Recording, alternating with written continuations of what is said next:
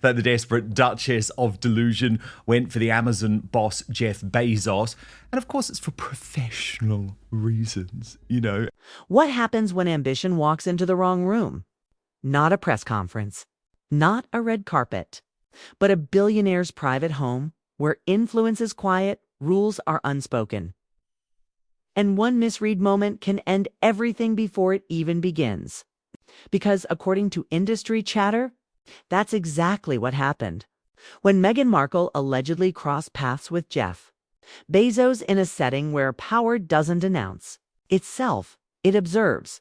People who followed Meghan's rise for years tend to agree on one thing, whether they admire her or roll their eyes at her. She doesn't move randomly. Nothing is impulsive. Nothing is accidental. Every step is calculated, strategic, and designed to climb upward. But Meghan isn't the type to chase clout through influencers or viral moments. Her targets have always been higher: kings, media empires, political dynasties, billionaires. She doesn't climb trees. She climbed skyscrapers. When she met Prince Harry, that wasn't just romance, it was timing. Perfect, career-altering timing. Harry wasn't just a prince. He was visibility, legitimacy, and access wrapped into one deeply emotional, deeply vulnerable package. Insiders have long suggested Meghan didn't stumble into that relationship blindly.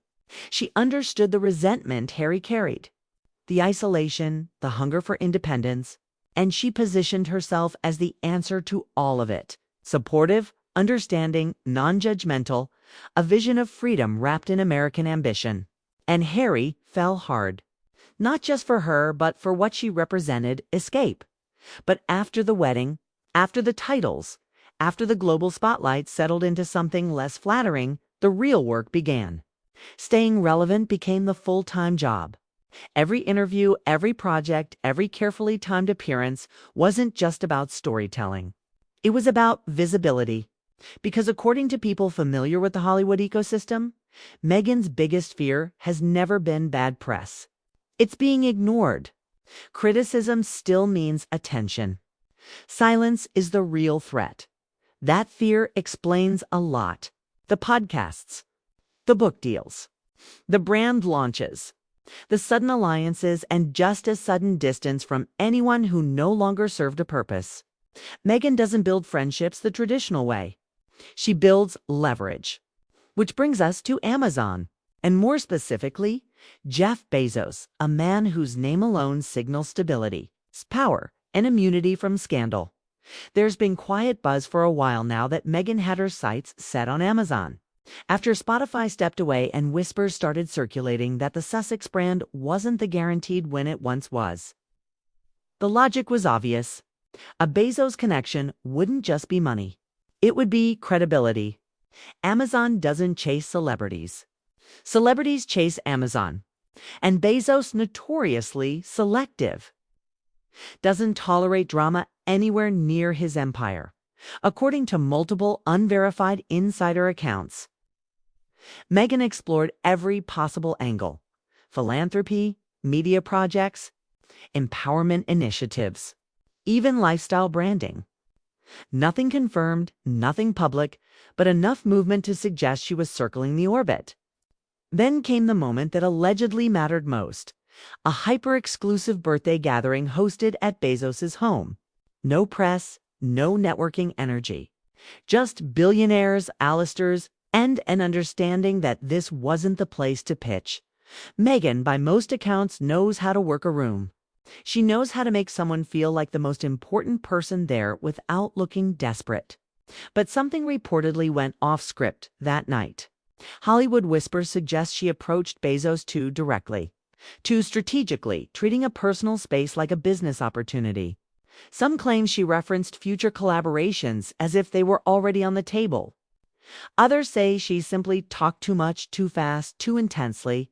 Whatever the exact details, insiders agree on one thing: the energy shifted.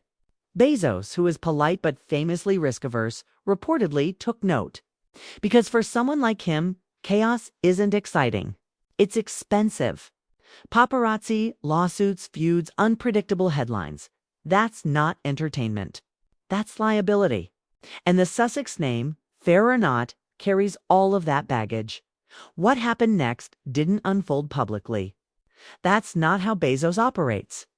There was no dramatic rejection, no confrontation, no statement. Just distance. Within days, Meghan's team allegedly received a carefully worded message. Amazon would not be pursuing any partnerships at this time. No follow-ups. No alternate paths. No future conversations. Just a quiet door closing. Reports claim Harry tried to smooth things over, reaching out casually, hoping warmth might reopen the conversation. Meghan, through intermediaries, reportedly framed the situation as a misunderstanding. But there was no response. Bezos didn't engage, didn't clarify, didn't negotiate. Because at his level, silence is the final answer. And that's where things reportedly unraveled behind closed doors. Meghan, blindsided, replayed every second of that night, convinced something had gone wrong or someone had sabotaged her. Harry, watching another major door slam shut, tried to stay optimistic. But the truth was hard to ignore. They needed this. Not just financially, but symbolically. Bezos represented a reset button.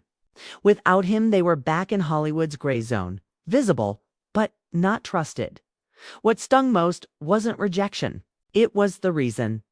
According to a message that allegedly filtered back through mutual contacts, Bezos viewed the Sussexes as bringing too much press attention, too unpredictable, too noisy. In his world, attention isn't power. It's exposure. And exposure is risk. That realization reportedly hit Meghan hard, because her entire strategy has always been built on the belief that visibility equals influence. Suddenly, the very thing she relied on was being framed as a flaw.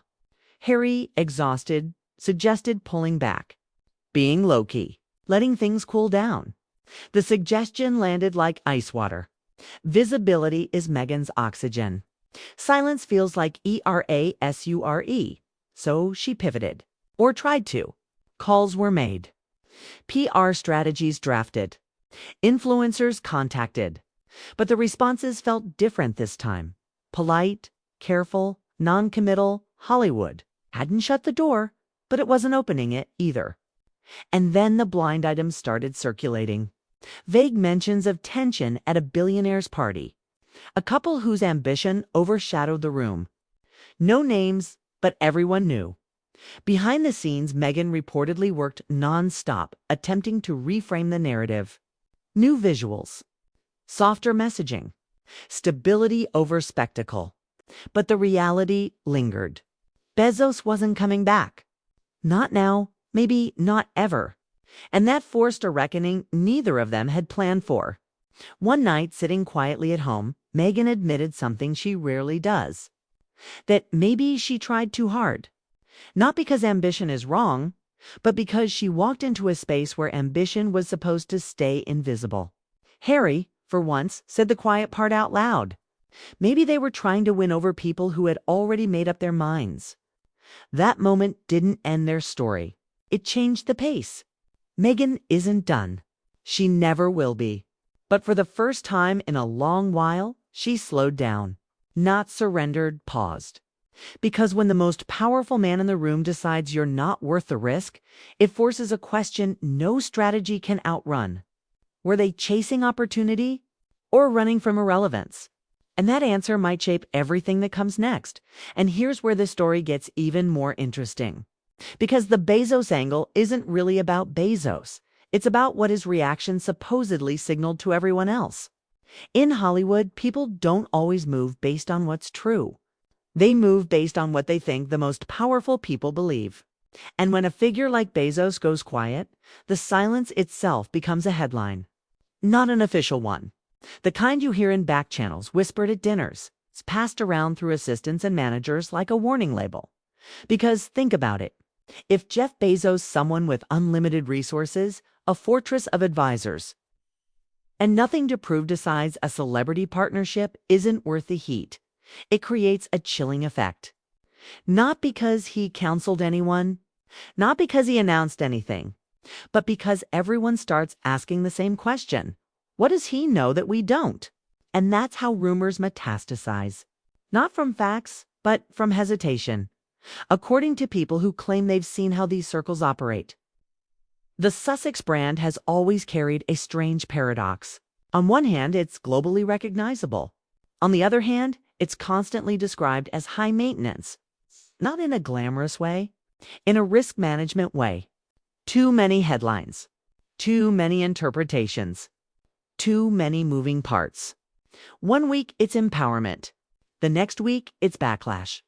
One week, it's a heartfelt story. The next week, it's another debate about motives.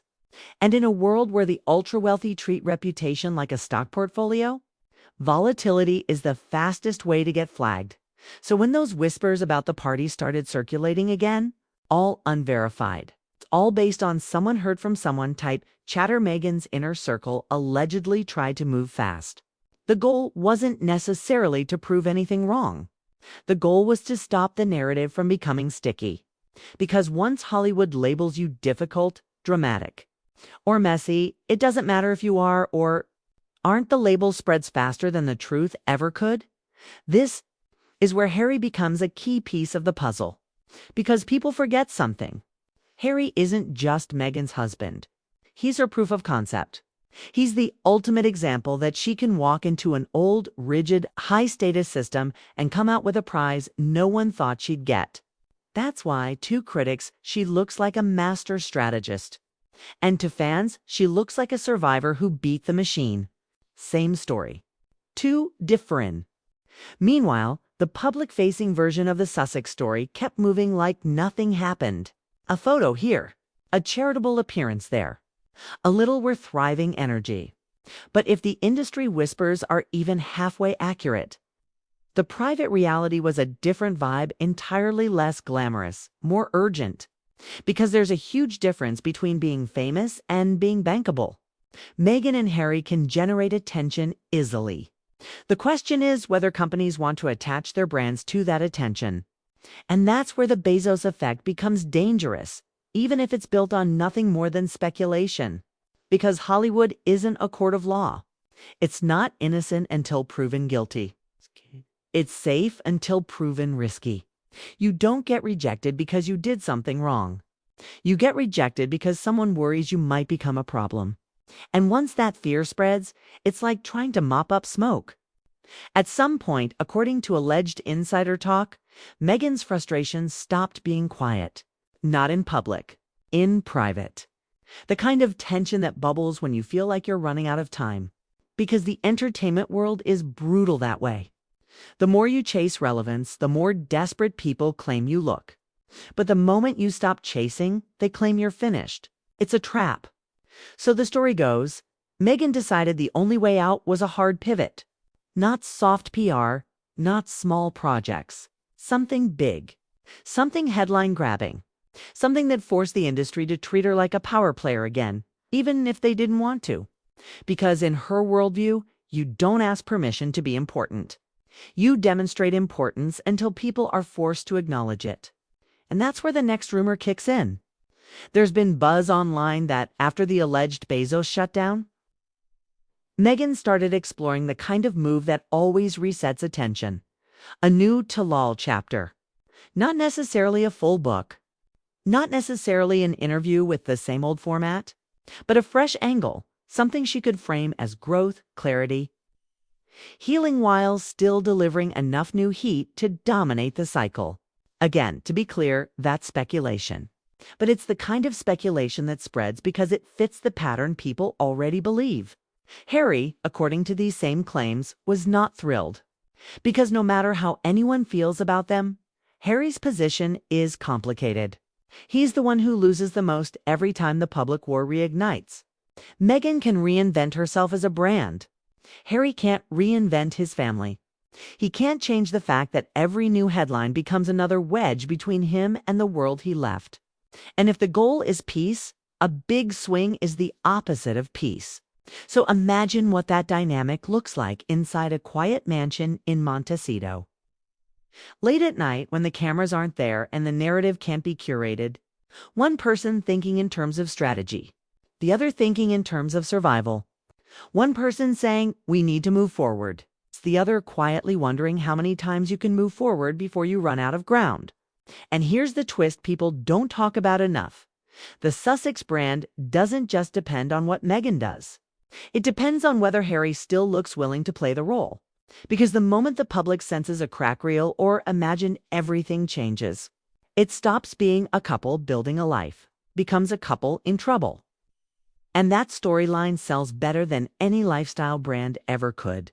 Which is exactly why, if the Bezos moment truly rattled them, it would have been a nightmare behind the scenes.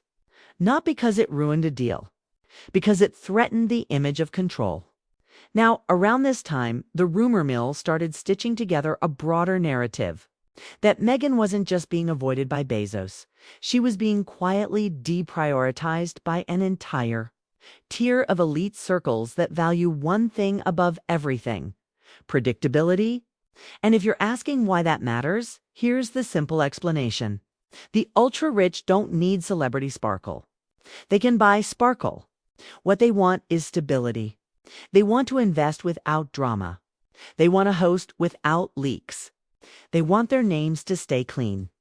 And whether it's fair or not, the Sussexes carry the opposite reputation. Constant conversation, constant debate, constant reframing. To the public, that's fascinating. To billionaires, it's noise. So what does Meghan do when she can't get through the front door? According to unverified chatter, she tries the side door. Philanthropy. Not because philanthropy is fake, but because philanthropy is powerful. It's the one arena where you can stand beside CEOs and heads of state without needing anyone to greenlight you. It's the one arena where image building can be framed as impact. And it's also the one arena where people tend to hesitate before criticizing you because nobody wants to look like they're attacking charity work. That's why, allegedly, the messaging began shifting harder towards service, community, and global initiatives. If you can't be accepted as a Hollywood power player, become a humanitarian figure. If you can't dominate the entertainment pipeline, dominate the moral pipeline.